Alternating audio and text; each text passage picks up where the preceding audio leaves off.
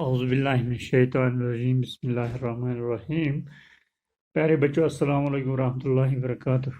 آج ہم پھر سے کلاس 8 کا ٹاپک لیتے ہیں، رولنگ دا کنٹری سائڈ۔ تو کل میں نے آپ کو بتایا تھا کہ کمپنی کس طرح سے دیوان بن گئی بنگال کی، تو پھر ان نے کیسے کنٹرول کیا، ایڈمنسٹریٹو کنٹرول کیا بنگال میں، پھر ریونیو کیسے حاصل کیا کمپنی نے۔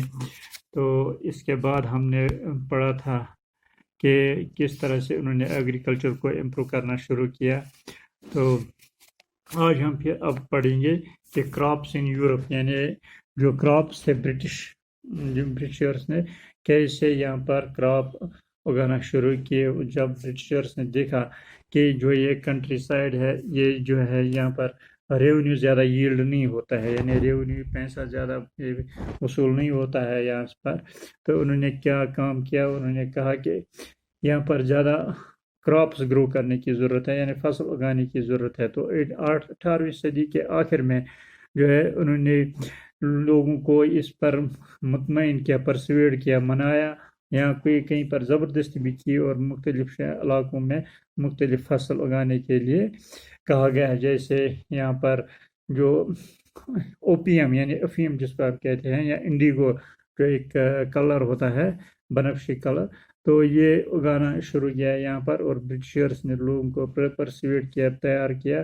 کہ جیسے وہ کاٹن، یہاں پر جوٹ، بنگال میں جوٹ پیدا کرنے کے لیے، کلٹیویٹ کرنے کے لیے بتایا گیا، اور آسام میں چائے پیدا کرنے کے لیے، اسی طرح سے جو اتر پردیش کے علاقے ہیں وہاں پر شوگر کین، اور پنجاب کے علاقے میں ویٹ یعنی گندم، اور مہاراشٹر میں کاٹن وغیرہ پیدا کرنے، اور مدراس میں جو ہے رائس یعنی چاول میں یہ کلٹیویٹ کرنے کے لیے کہیں پر فورس کیا گیا، کہیں پر زبردستی کی گئی، اور کہیں پر جو ہے اس طرح سے منایا گیا۔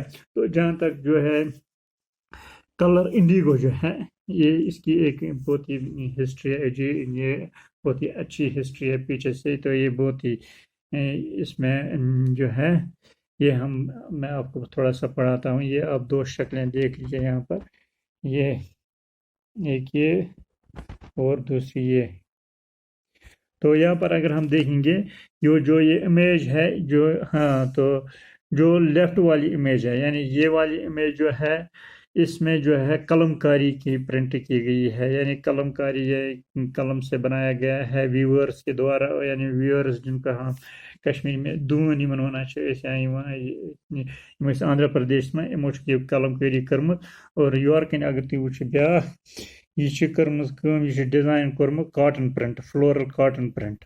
یہ اخ شاعر اخ ولیم مورس، فیمس پوئٹ اوسمت 19ویں سینچری ہند، 19th سینچری کا یہ ایک شاعر ہوا کرتا تھا، تو اس نے یہ بنایا ہے۔ تو یہاں پر اگر ہم ان دونوں شکلوں میں دیکھیں کہ ان میں ایک چیز کامن ہے، ایک چیز سے ایک جیسی ہے، مشابہت ہے رکھتے ہیں، کہ ان میں جو کلر ہے، جو پرنٹ ہے، دونوں میں جو ہے بلیو کلر استعمال کیا گیا ہے۔ آپ پھر سے دیکھ سکتے ہیں، بلیو کلر اس میں استعمال کیا گیا ہے، یعنی ریچ بلیو کلر جس کو انڈیگو کہتے ہیں۔ تو یہ انڈیگو جو ہے یہ کہاں سے پیدا ہوا ہے، یہ کہیں سے وجود میں آ گیا ہے۔ جو یہ بلیو کلر جو آپ نے دیکھا ان شکلوں میں، تو یہ ایک پلانٹ ہے، اس کا نام ہے انڈیگو پلانٹ سے یہ نکالتے ہیں۔ تو یہ ایک قسم کا ڈائی ہوتا ہے، جو مورس پرنٹس جو ہے 19th سینچری میں جو ایک برطانیہ کا ایک مینوفیکچرر تھا، تو وہ انڈیگو پلانٹ سے حاصل کرتے تھے ہندوستان میں، تو وہ سپلائی کرتے تھے پھر اس کو باقی دنیا کے باقی ممالک میں۔ تو اب دیکھنا ہے کہ اس انڈیگو کی جو ہے اس کی ڈیمانڈ کیوں زیادہ بڑھ گئی۔ جو یہ انڈیگو پلانٹ ہے یہ کہاں پر زیادہ تر ٹراپکس میں یہ اگتا ہے۔ ٹراپکس کا مطلب ہو گیا tropic of cancer, tropic of Capricorn, تو ان علاقوں میں یہ اگتا تھا 13th سینچری میں، 13ویں صدی میں۔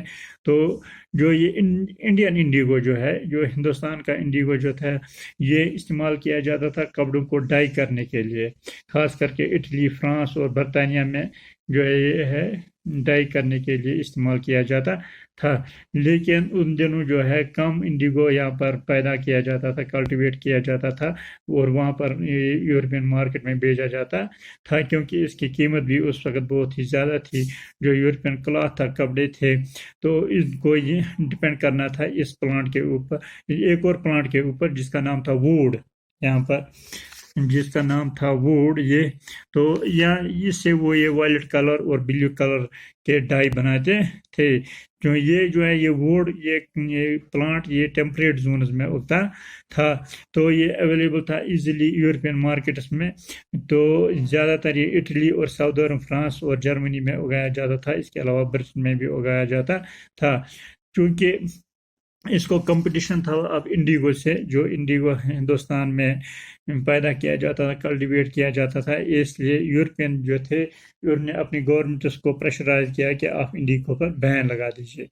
تو انڈیگو پر جب پھر گورنمنٹ نے انڈیگو پر جو یورپین کنٹریز تھی انہوں نے اس پر بین لگا دی، تو جو کلاس جو ڈائیورس تھے، لیکن وہ کس کو پریفر کر رہے تھے؟ انڈیگو کو پریفر کر رہے تھے، کیونکہ انڈیگو جو ہے وہ رچ بلیو کلر تھا، یعنی وہ بہت ہی اچھا جچتا تھا اور وہ بہت ہی اچھا کلر تھا، جبکہ جو ہے یہ ووڈ سے جو نکلتا تھا یہ رنگ ڈائی جو ہے وہ پیل کلر کا تھا، تھوڑا سا زرد کلر کا تھا، اور وہ ڈل، وہ زیادہ شائننگ نہیں تھا۔ تو 17ویں صدی کے بعد جو یورپین کلاتھ جو کلاتھ پروڈیوسرس تھے، انہوں نے پھر اپنی گورنمنٹ کو پھر سے پرسویٹ کیا کہ آپ یہ بین جو ہے ریلیکس کر دیجئے۔ پھر فرینچ جو ہے وہ یہاں سے انڈیگو کلٹیویٹ کرنے لگے، کہاں پر؟ سینٹ ڈومینگ، یہ جو کیریبین آئی لینڈس یعنی افریقہ کے آئی لینڈس میں یا ویسٹ انڈیز کے آئی لینڈس میں جو ہے وہاں پر وہ کلٹیویٹ کرتے تھے۔ اس طرح پرتگال میں، وہ برازیل میں، یا انگلینڈ میں وہ جمیکا میں، اور اسپینش میں وینیزولا میں جو انڈیگو پلانٹیشنز جو ہے سٹارٹ ہو گئی، اور اس کے علاوہ نارتھ امریکہ کے کچھ حصوں میں۔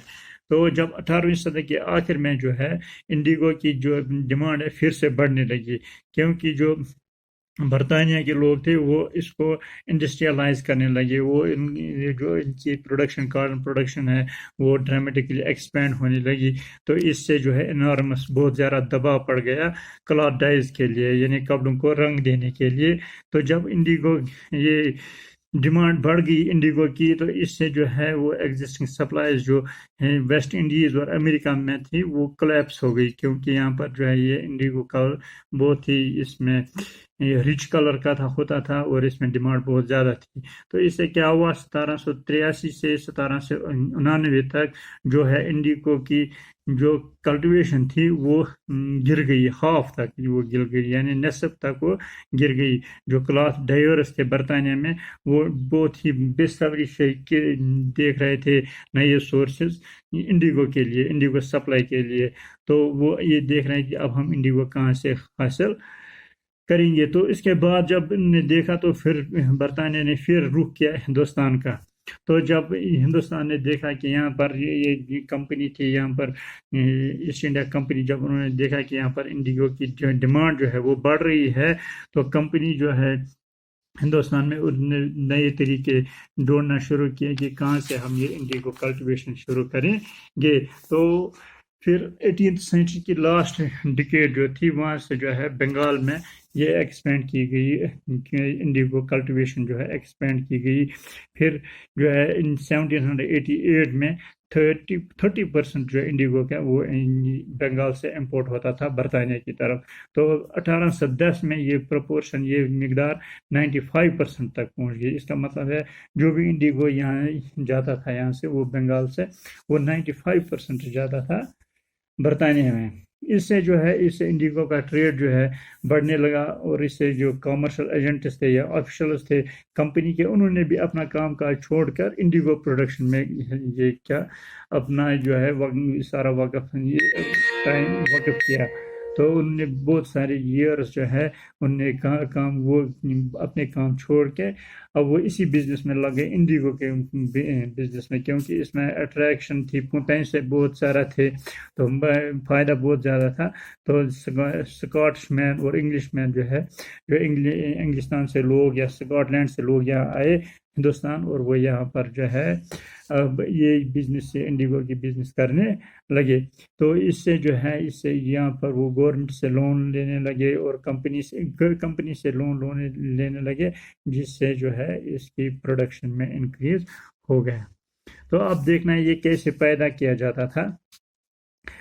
دو سسٹم تھے جو یہ کیسے پیدا کیا کلٹیویٹ کیا تھا۔ ایک کو کہتے تھے نج اور دوسرے کو کہتے تھے رائٹی۔ تو یہ دو سسٹم تھے جس سے یہ کلٹیویٹ کیا جاتا تھا۔ جو یہ نج کلٹیویشن جو تھی، اس میں جو ہے پلانٹر جو تھا، جو یہ پیدا کرنے والا تھا انڈیگو، وہ اپنی زمین ڈائریکٹلی کنٹرول کر رہا تھا، یعنی اس کے گورنمنٹ کے یا کمپنی کا کوئی عمل دخل نہیں رہتا تھا۔